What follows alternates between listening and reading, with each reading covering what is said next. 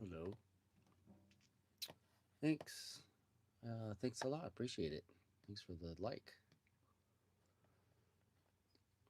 I'm on here mainly to get a little attention, I guess. Want some.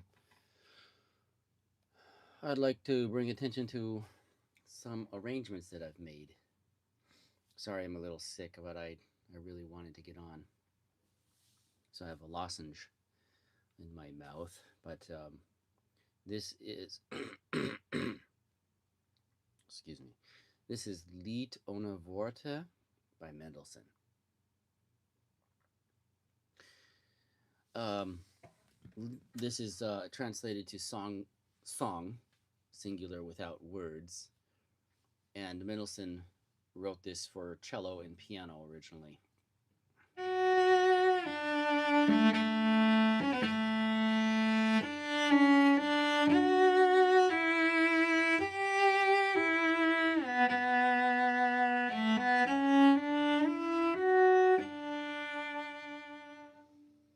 Really beautiful number. it waxes eloquent and lyrical, just as you would expect from Mendelssohn. And the piano part is stunning as much as anything, just as much as the cello part, and it just enhances everything about the cello part. And ever since the first time I heard this, I thought, man, this is such a good piece of music. I mean, what Mendelssohn is not. And a couple of years ago, I started thinking, oh, this would sound so good as a cello duet.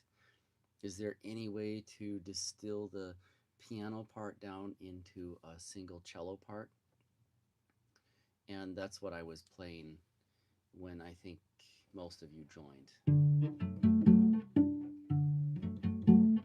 This is the cello distilled, I'm sorry, the piano part.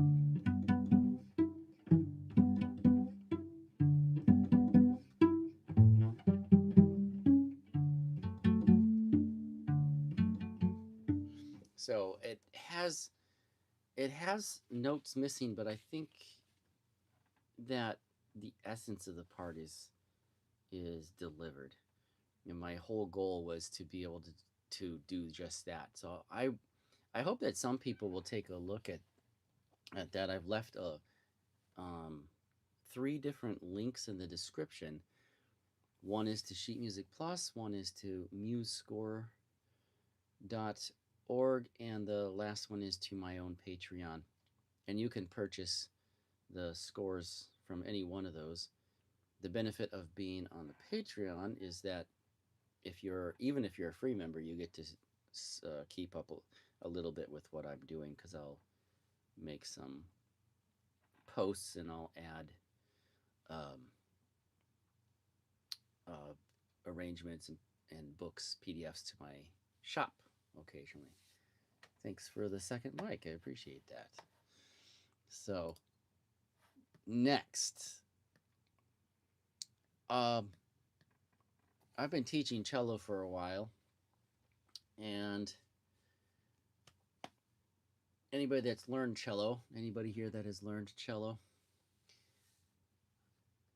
Okay, so if you have learned cello, you know that we play reading 3 different clefs.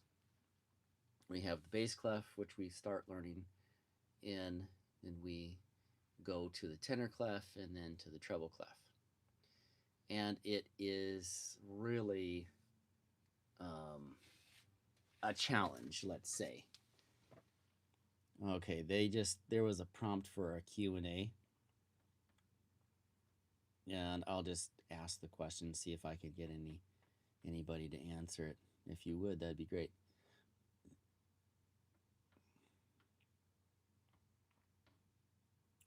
Who has learned tenor clef?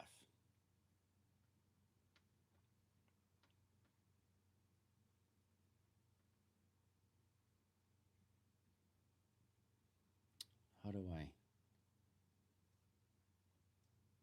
Is that it? Excuse me.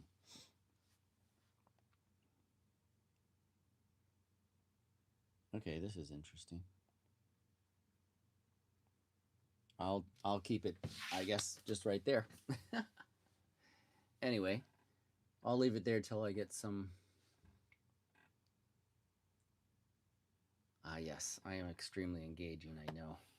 Okay, so anybody that is still here, so I've been teaching for a long time now, and one of the things that, as far as note reading is concerned, is really confusing to students is learning to read tenor clef. Bass clef is in F, tenor clef is in C, and just like the viola, it's also in C, except for it's called alto clef because it's the C comes together at a different line. The tenor clef, middle C, is on the second line down.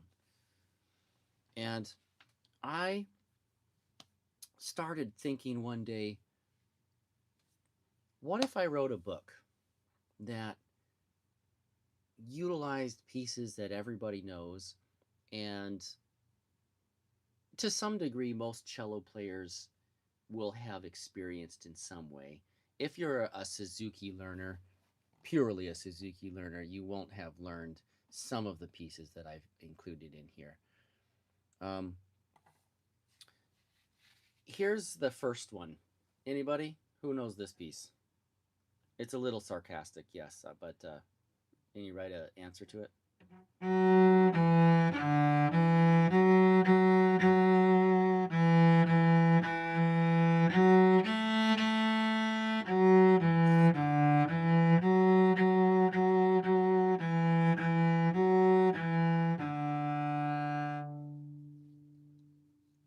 And you get bonus points if you know which clef I played in.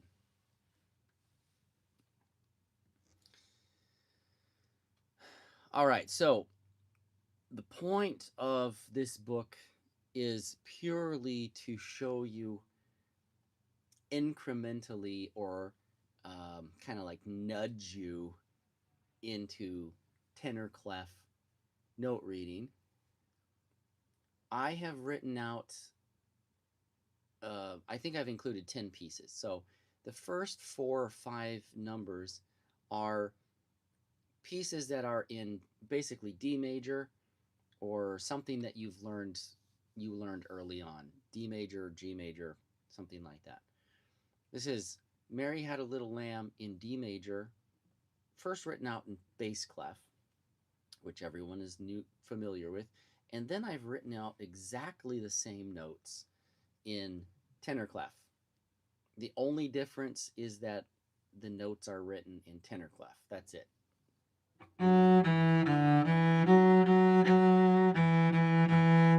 Okay, so you can't tell just by listening which clef I'm playing in.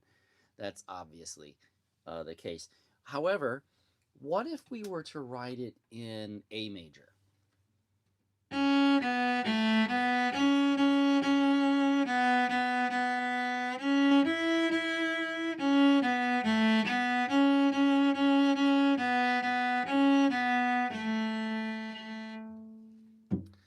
This one is, of course it's possible to write it in bass clef still, but the point of this book is to help students realize that it's not a really big job to read in tenor clef. You just need to know how to think about it, how to process it. So here, what I've literally done is what I learned to do when reading tenor clef, and that is transpose it up a string. So in tenor clef, what often happens is you first look at the notes and you think what the notes are in bass clef, because that's what you've been reading for how many years? Some students as much as 4 years before moving on to tenor clef. And even after a year, you get used to reading things in a certain way. I mean, it's a lot of hours spent with your cello. Even if you're only practicing 1 hour a week, it's still quite a lot of time. Bass clef, tenor clef looks like, if you're thinking bass clef, it looks like, for the A major version of Mary Had a Little Lamb, this. That's how the notes are written on the page. In bass clef, in D major, you're starting on the second line down. The note is on the second line down, F sharp.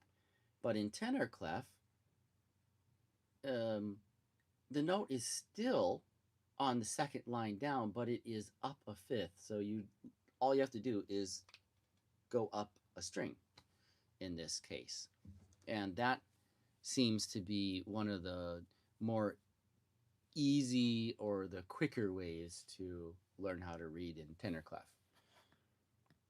All right, so I've got a couple other songs in here. Here's a classic Christmas tune.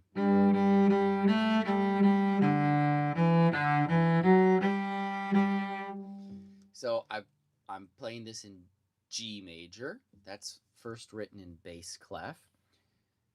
That means when we're looking at the page, we see G fourth finger on the D string, that's a note in a space. That's the highest space, or the first space down in the 5-line staff. Now, if we go and write it in tenor clef, exactly the same notes, that G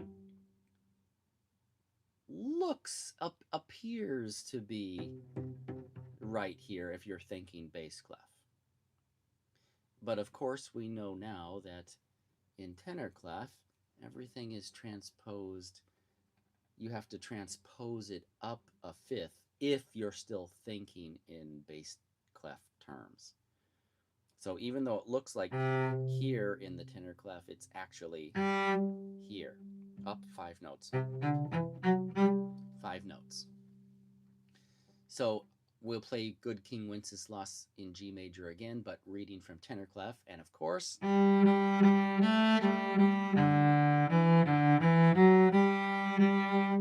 it's exactly the same thing. And I think that is one of the more helpful things about how I've organized this particular book, is that you get a chance to see something in a familiar clef. You know it backwards and forwards. You can read it upside down probably at this point. And then you get to read it with exactly the same notes, so you get to rely on memory, muscle memory, and you just sit there and look at the tenor clef, even if it's not making sense in the moment. If you just rely on memory, it'll carry you through. And I'm not saying that's the best way, and it's certainly not the only way to do it. Um, uh, but it worked for me, and I was able to do it reasonably well within a year. And maybe that sounds like a long time, but I think in the scheme of things, it's not that long. Uh, the teachers might disagree with that. If I could go back in time and ask my teachers, hey, did it feel like a long time in coming when learning to read in tenor clef? And probably most of them would say, yeah, it took a long time. Then Good King Wenceslas, I have transposed it up a whole step to A major. So I went from there to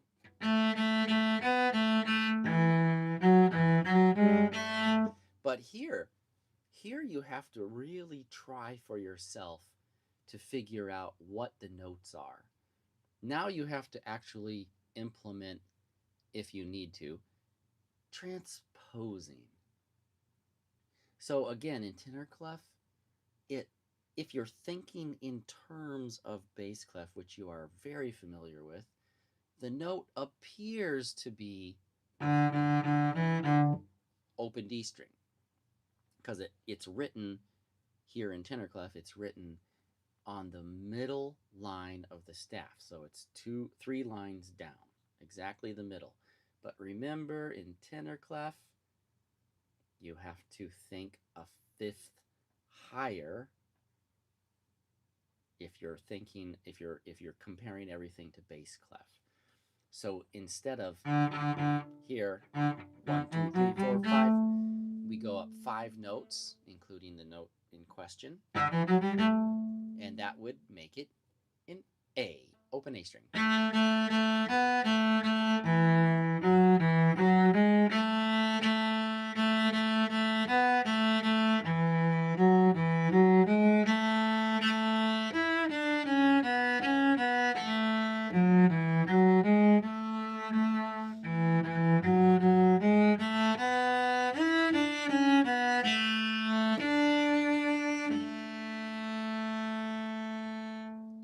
All right, Christmas is coming soon. First, of course, for any Americans on here, I know it's a bit early for Americans to be on, but it's almost Thanksgiving, and I am looking forward to that, even though I'm in a different country, and basically I'm the only one that cares about it. But it is something that I'm looking forward to. Then I've got Twinkle Twinkle Little Star in the Suzuki's D major, both in bass clef and then again in tenor clef. Um, I've also transposed Twinkle Twinkle Little Star into tenor clef, but directly into tenor clef. There's no bass clef for the A major. And this is a key actually that makes a lot of sense to write Twinkle in tenor clef. Otherwise, you have a lot of ledger lines. Too precise be precise. And obviously that's not a lot, but when you when you start reading notes above the normal staff, it becomes a little cumbersome. All right, so here it is in A.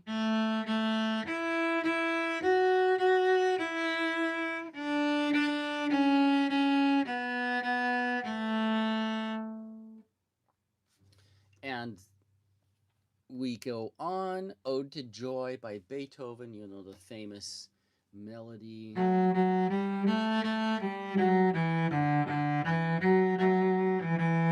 Or if you're a churchgoer, this is called Joyful, Joyful, We Adore Thee in whatever hymnal you use. Of course, I have rewritten Ode to Joy again in D major, but using tenor clef, so you get the practice of just seeing it, but using muscle memory. I think that means a lot. I kind of, I'm sure there would be, some people would take issue with this, but I kind of think it is reminiscent of playing by ear. I mean, you know the tune already. It's not like it's brand new or anything. But when you're looking at a clef that you just are not sure about how to use, how to read, you kind of are relying on your ear to give you the right information. Sure, you see the notes, they go up and down in the right order and they have the right rhythm, but you're still on that, whoa, what in the world is this? That I'm used to bass clef. This looks like it's written down here.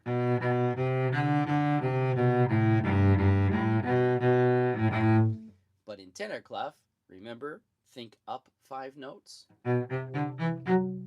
5 notes.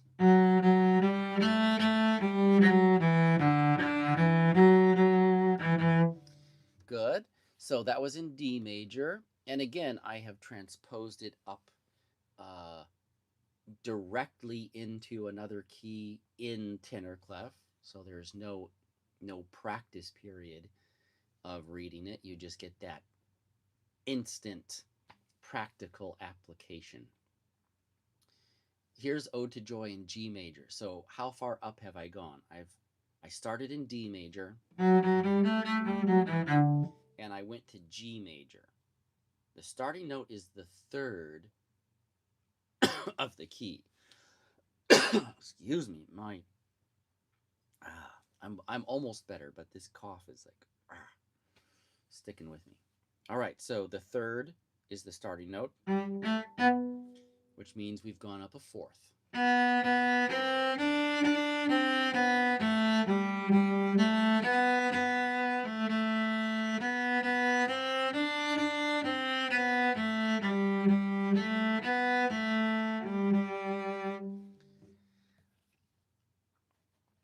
Well, obviously, I think this is helpful because I'm the one that wrote this book. I'm sure there's a very unlikely case that I'm the first one to do something like this, but I don't think I don't think anybody's done it exactly in this manner where a you get to play the piece twice. You get to see it twice in exactly the same key, but in 2 different clefs.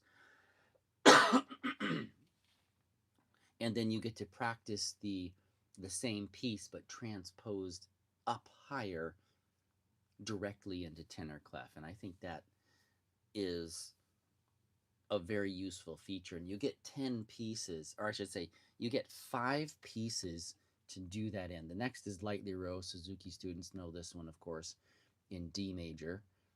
And also with Suzuki, I find this very helpful, is that um, if you're a true Suzuki teacher, or at least you've kind of tried to follow the Suzuki method, any teacher is going to ask the student to transpose their original pieces down a string, which is a great feature of practice.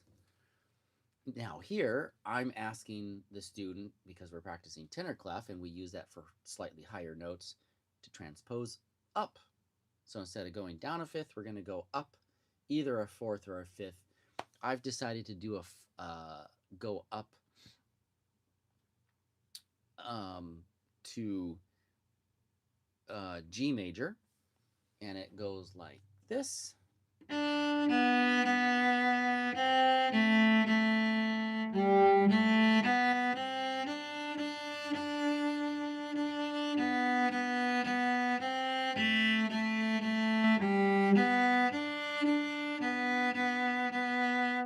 So that's in G major, and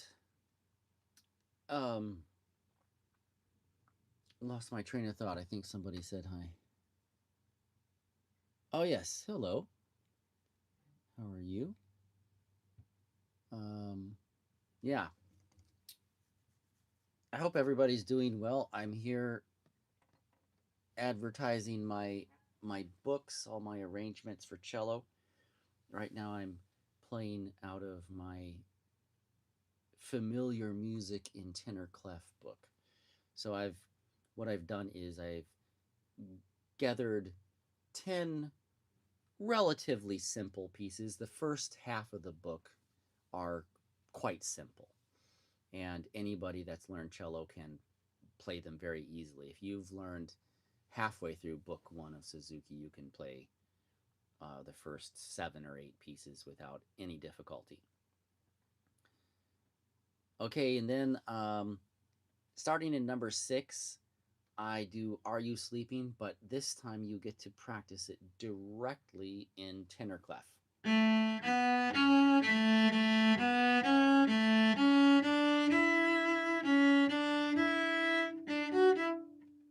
Ooh. Wow, I just found a typo, and that's too bad. It's one note that's wrong. It should be. The second time is correct. Oh, it's like international music company publications. There's always a mistake. There's always one mistake in every piece. I've never had one that didn't have one mistake. Then there's Jingle Bells, and again, directly practice this in tenor clef. Here it is in G major.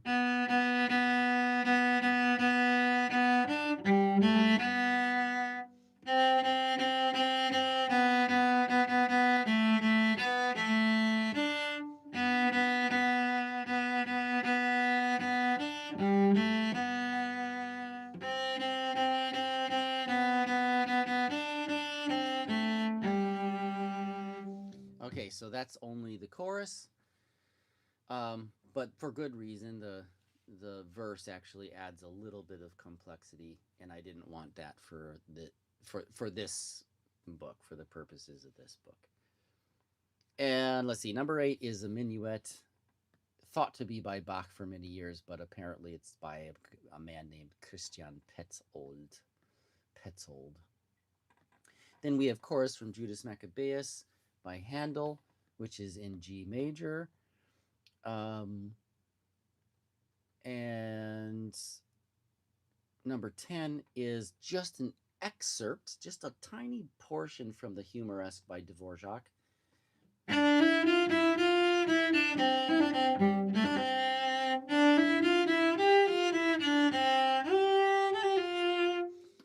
Same thing, exactly what you see in book 3 of Suzuki. However, this is in tenor clef. Just a few measures. Then number 11 is La Cinquantaine. Again, what I've done here is given you an excerpt, just to show you what it looks like in tenor clef. These are exactly the same notes in the same register as you find in book 3 of Suzuki. I think La Cinquantaine is number 9, I believe. So again, you get. And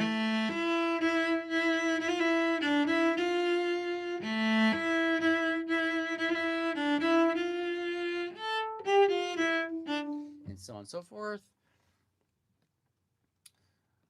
The last piece is number 12, and this is Chanson Triste. This is found in Suzuki Book 4, Volume 4, and I found out when I was doing an arrangement, a duet arrangement, which I'm going to play in a little bit, that this piece was transcribed for cello all the way back when Tchaikovsky was still alive. And it was pretty popular, apparently. This piece comes from a set of, I think, 10 pieces. It might be 12 pieces, but I think it's 10 by Tchaikovsky for solo piano. And this Chanson Triste, which is basically sad song in English, is a really beautiful little number. Now, interestingly enough, in the Suzuki method, this is the first piece that you ever see tenor clef in the Suzuki method. So this is volume 4, the last number of volume 4. Volume 4, if you recall, if you've been there before, has a sonata, your first instance of a sonata by Breval, and then another sonata by Marcello. And after Marcello, I believe it is the 2 minuets by Bach from Suite Number 1 for solo cello. And then this. I might actually be missing. Oh, wait a minute. I have it right here. I was right. So the last number is this Chanson Triste. It's in G minor, which the original is also in for the solo piano. And so what I've done here is I've reverse engineered what Suzuki's done. They wrote it only in tenor clef, and I have reproduced it here in both bass clef, first in bass clef, and then in the customary tenor clef in G minor. And I think that it is very helpful to do these things. Very, very helpful. Okay, so now I'm going to look up my Tchaikovsky. And where did you go? Where did you go, Tchaikovsky? Here it is.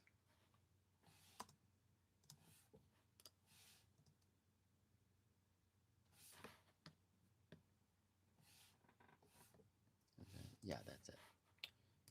Okay, so here's the Tchaikovsky duet version.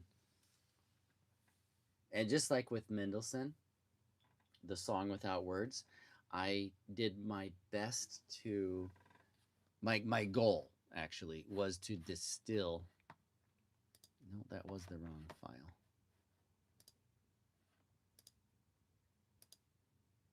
Sorry, just a minute, I got the wrong file out. Okay, there we go. There we go. My whole goal with that Mendelssohn Song Without Words, which is Opus 109, and this Chanson Triste by Tchaikovsky, which is Opus 40, number 2, was to take the piano part, the accompaniment that was originally transcribed way back in the 1800s when Tchaikovsky was still alive, and make it so that it sounded cellistic, but also had the same kind of qualities that the piano instilled. And I think I did a pretty decent job. I like it quite a lot. So try to imagine what the melody of Chanson Triste sounds like. I'm going to perform it all the way through, and then I'm going to do the accompaniment part.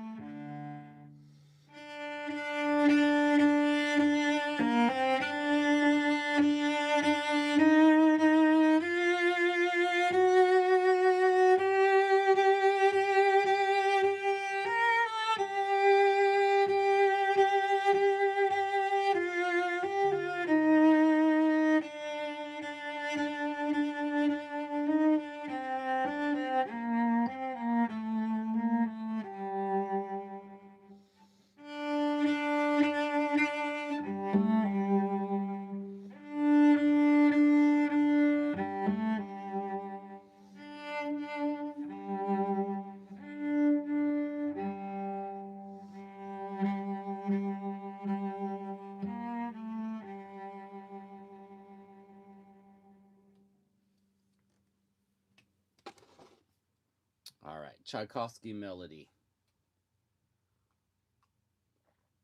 Nobody writes a deep melody like Tchaikovsky does.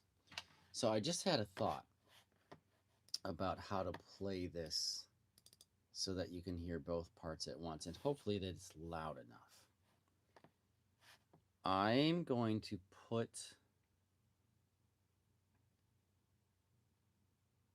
oops, why is it okay, I'll just have to deal with it. I'm going to put my make my computer play the melody, and hopefully it comes through on the live stream. I just need to make one change, otherwise I'm not going to come in exactly correctly. I'm just going to add 2 measures in the front.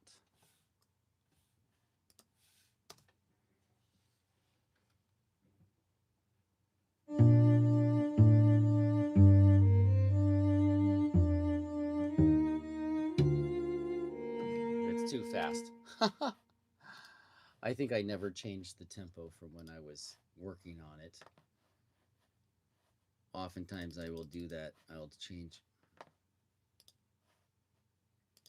the tempo so it's just goes through it nice and quick and I don't have to waste too much time. Okay, where do I have a tempo change? Anywhere? All right, I think we're good to go. Let me double check. Just a hair fast. I'm gonna go down to 96. And I'm doing it at 96 because later on it actually gets a little bit tough. I'm going to get rid of this since nobody answered any questions. Here we go. Chanson Triste, cello duet version by me.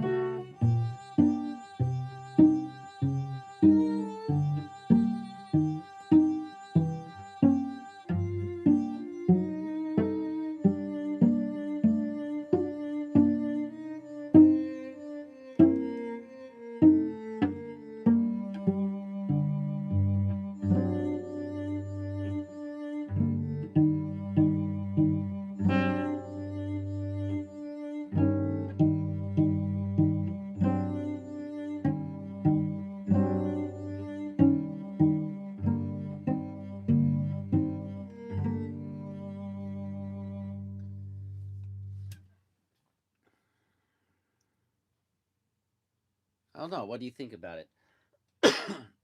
At the beginning, I wanted it to be kind of sparse. Playing it with a computer version of the cello solo is a little bit weird and doesn't sound all that nice. So it's a bit hard to judge. I can understand. I can appreciate that. So I'm going to keep going with my arrangements. So far, we've heard Song Without Words or Lied ohne Worte by Mendelssohn, and it goes the accompaniment version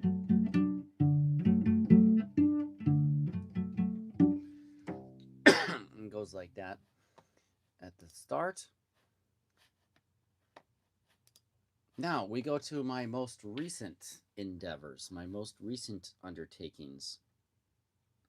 I've written 2 books so far that have to do with learning more about chords. As we know, music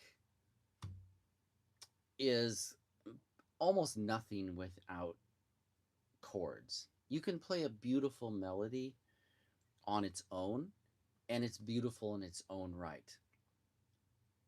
But it doesn't really have that same emotional effect most of the time. I guess there are times it probably does, but if you play this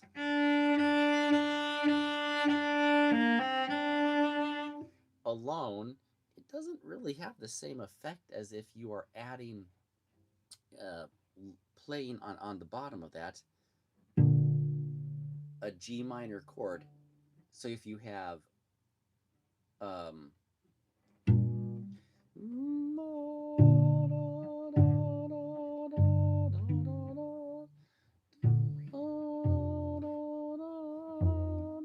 whatever the chords are, it's just a completely different thing.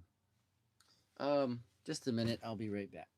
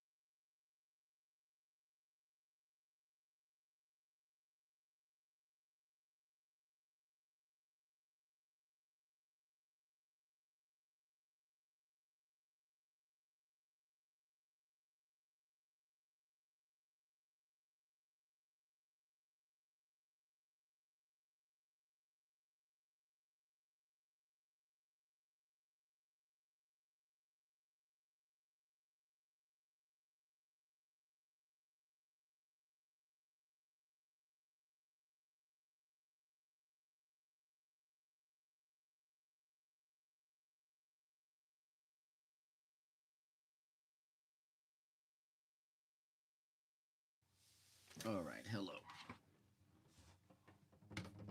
So these books, the most recent things that I've done, uh, scales, arpeggios, chords, and cadences. Here, let me play something before I ramble on and on about things that most people don't care about.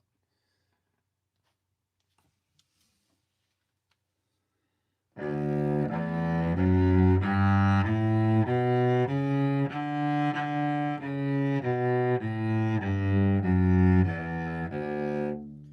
one octave D major scale.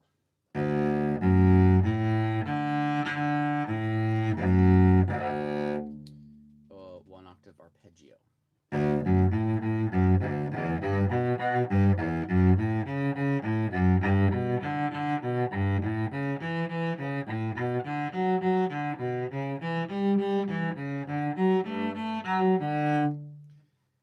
These are triads, following the scale.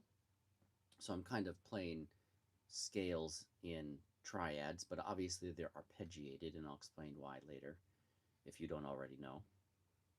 Now, chords, rearranged triads. Triads are root third fifth. These chords are root fifth third.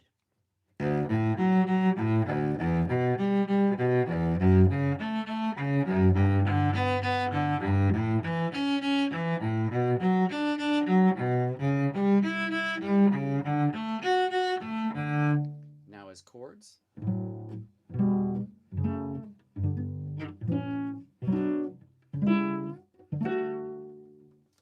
And of course you can go back down. I didn't write that out. Primary chords 1, 4, 5, or you could do 5, 7, D, G, A, A7. Now a D major cadence 1, 4, 1, 5, or 5, 7, D, 1. So you got D, G, D, A, A, D. And if you just pick one, either the A or the A7, it sounds like this. I'm going to choose A7. Sorry.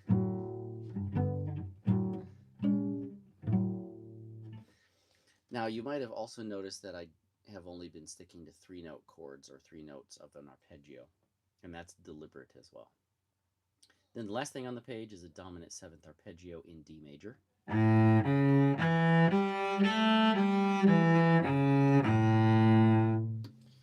So you've got the scale, arpeggio, triads, chords, primary chords, cadence, and dominant 7th arpeggios. This book was actually written for myself. It was originally not intended to be for sale for anybody else other than my own eyes. But then I started to think, I wonder if this would be helpful at all. So I started asking a few of my students, and I showed it to some other people that are also musicians. And I mean, so far it's been a fairly positive, or I should say it's been a positive reaction. And I know several students have tried it out, one of which who encouraged me greatly to publish it, to actually finish the book, because I think it was halfway done when I showed it to this particular student. She encouraged me to finish it up. So I actually owe her a big thank you for encouraging me to do that. And I have it for sale on all 3 of those links. You can find it in any of those links in the description. What is the reason for this? When you're studying classical music,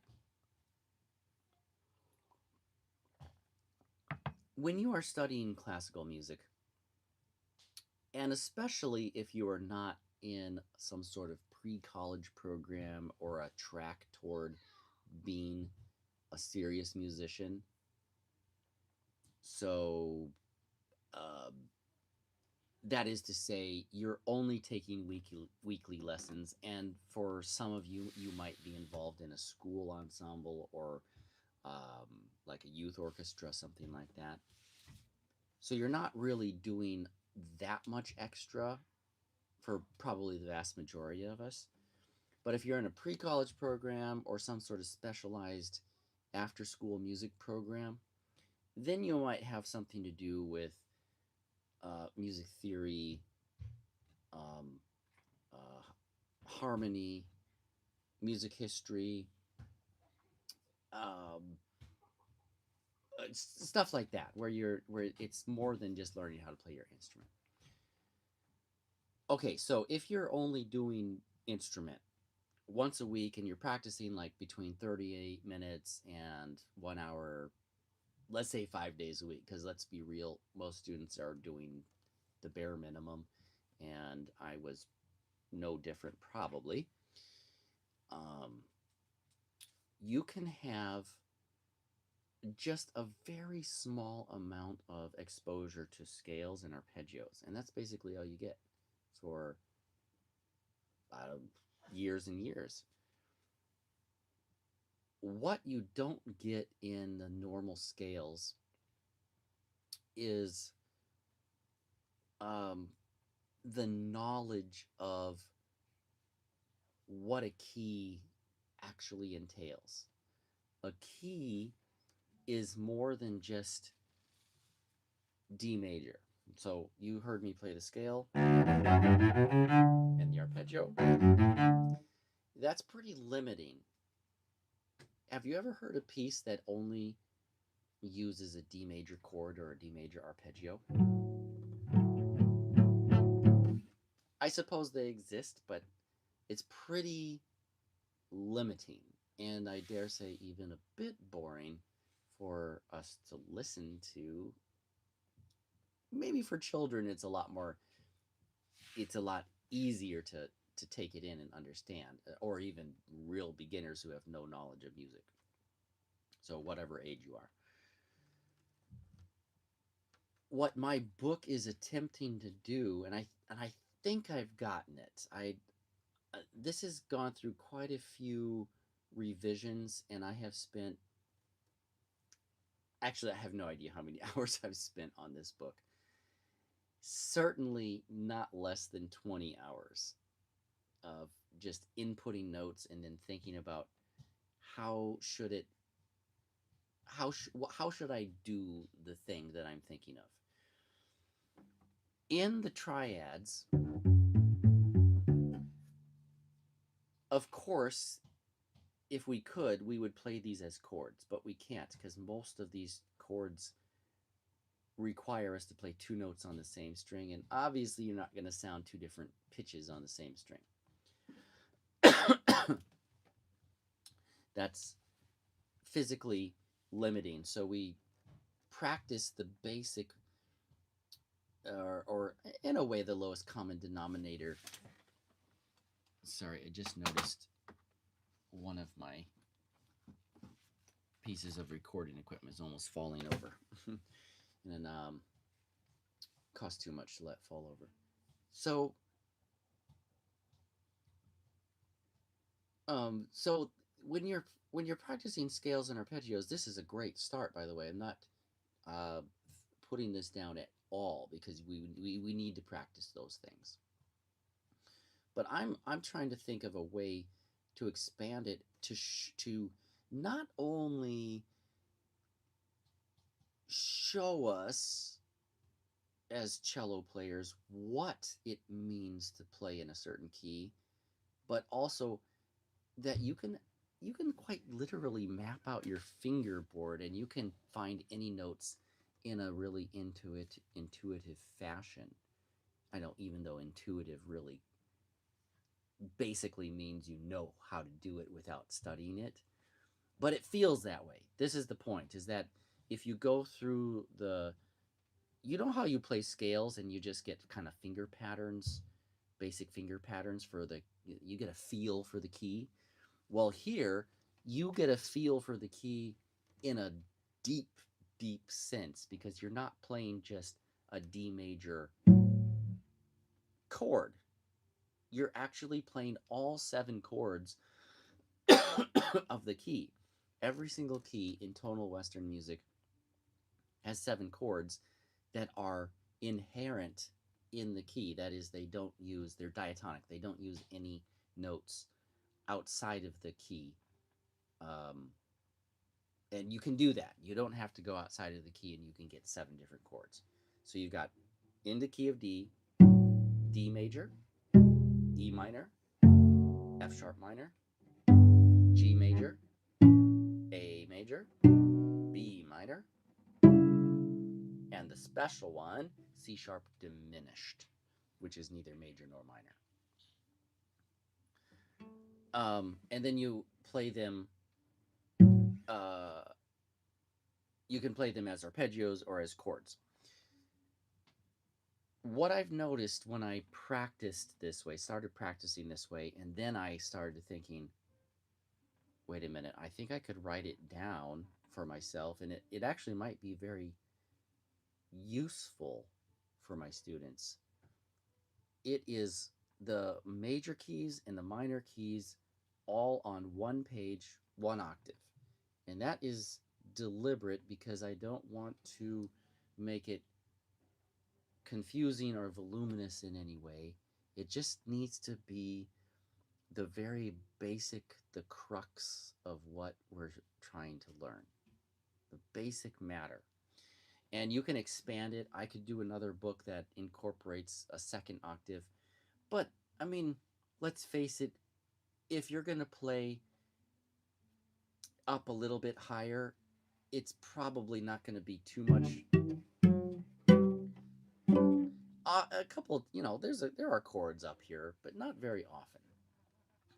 Accompanimental patterns are chords that are down here somewhere below fourth position or so. Um, I know this will be useful if you want to dig deeper into chords, um, and just get really familiar with your fingerboard and where all the notes are. This book is, I think, really cool. And in my very biased opinion, I think it will be uh, life changing for some of us. There are, of course, others that either don't care or they already know enough, and that this is neither here nor there to them. But for I think the significant numbers of us that want to have a little more knowledge, and want to have mm, uh, the ability to find notes more easily, more quickly, because you just know it. You're like, man, I know where F sharp is. Yeah, I can find it in 3 different spots. Or who want to identify a chord based on just a couple of notes that are grouped together. This actually helps one do that. You really do end up finding notes a little bit better, a little bit more quickly. All right, so let me take a quick break and I'll be right back.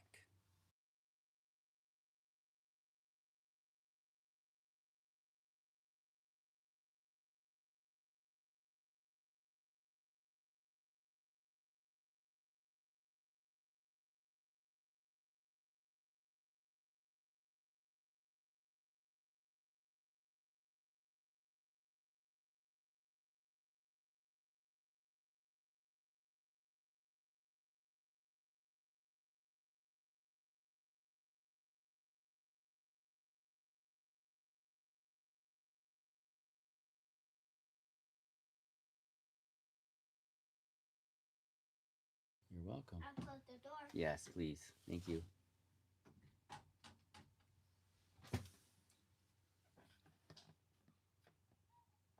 Now, I also wrote an accompaniment book, and this is book 2 of the series from Scales, Arpeggios, Chords, and Cadences. The second book in this series is all about C major. So if I go to the C major page for my Scales, Arpeggios, Chords, and Cadences, you think the scale, the arpeggio, and then you think each chord associated with each note of the scale.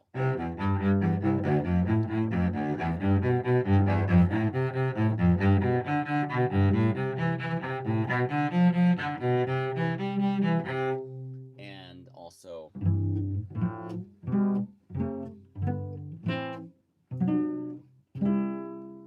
and if we name the chords, they are C major, D minor, E minor, F major, G major, A minor, B diminished. Those are the 7 chords. And then you can play the C again.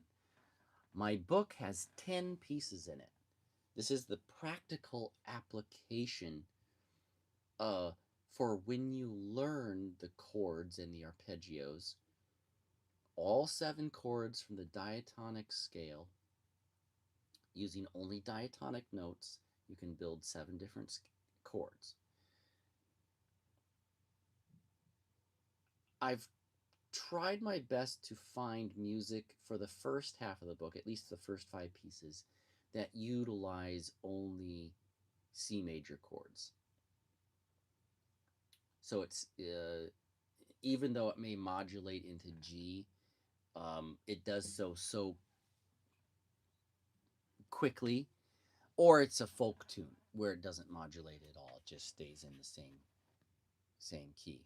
Let's take the traditional Gaelic melody, "Morning Has Broken." It begins.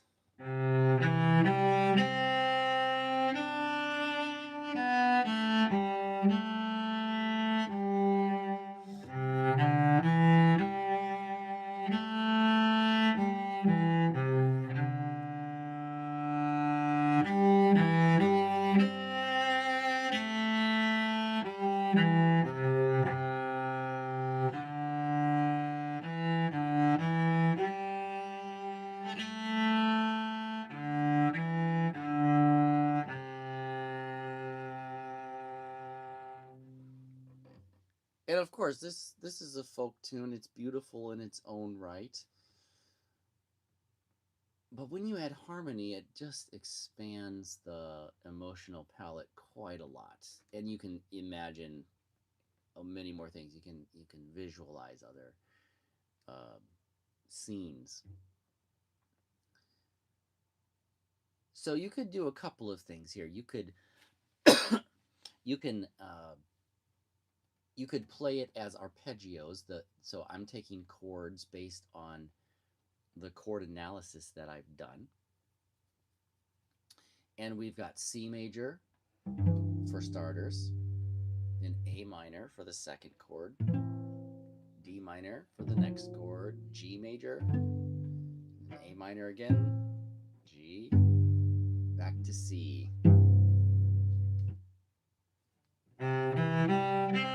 Right? You can arpeggiate those.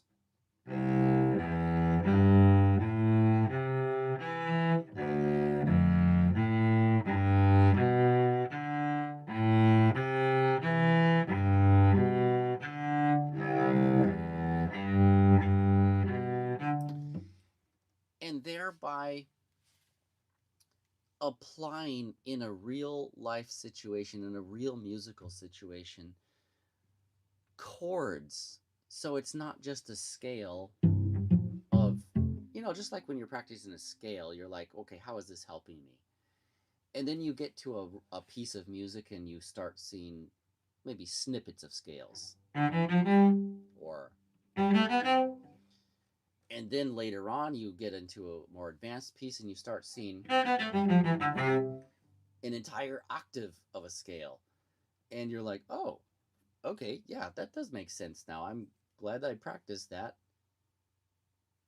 because I just happen to remember the fingering. I really remember exactly what the fingering is, and it's not a problem. Um, I won't go through too much more of the book, but just suffice it to know that it is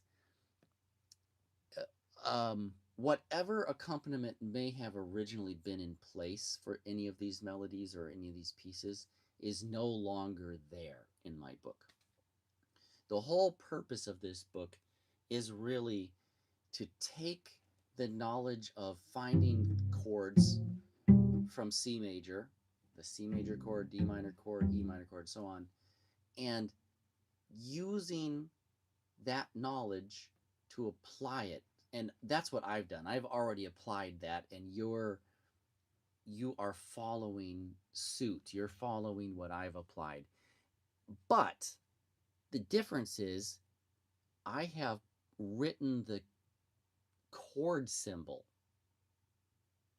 over top of the melody, just like you would find in rock music, jazz music, folk music, uh, church gospel music.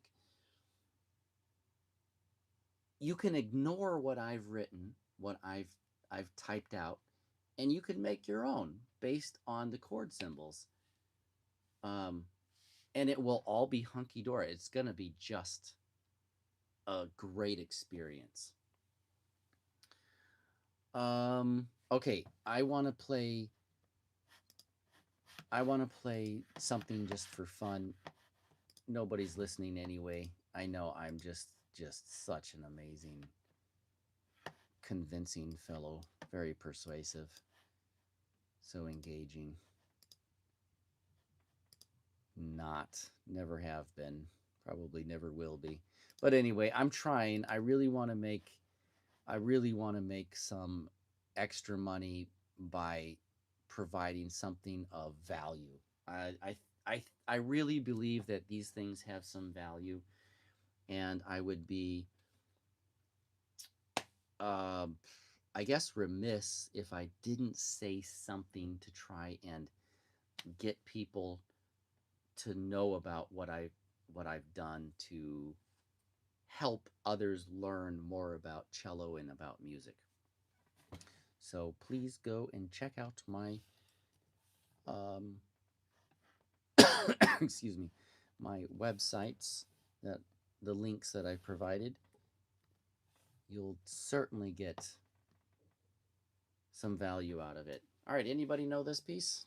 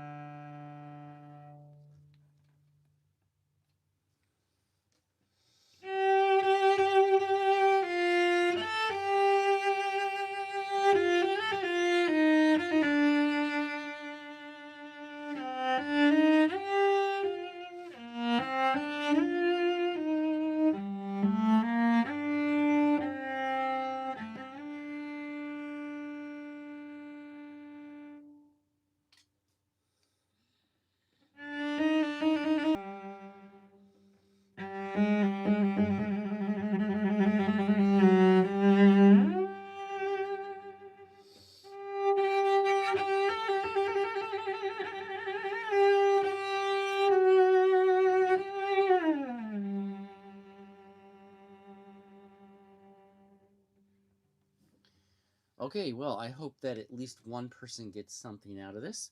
Thanks for stopping by and watching a boring person. Well, I hope to see you again, and I promise I'll work on being more engaging. All right, bye.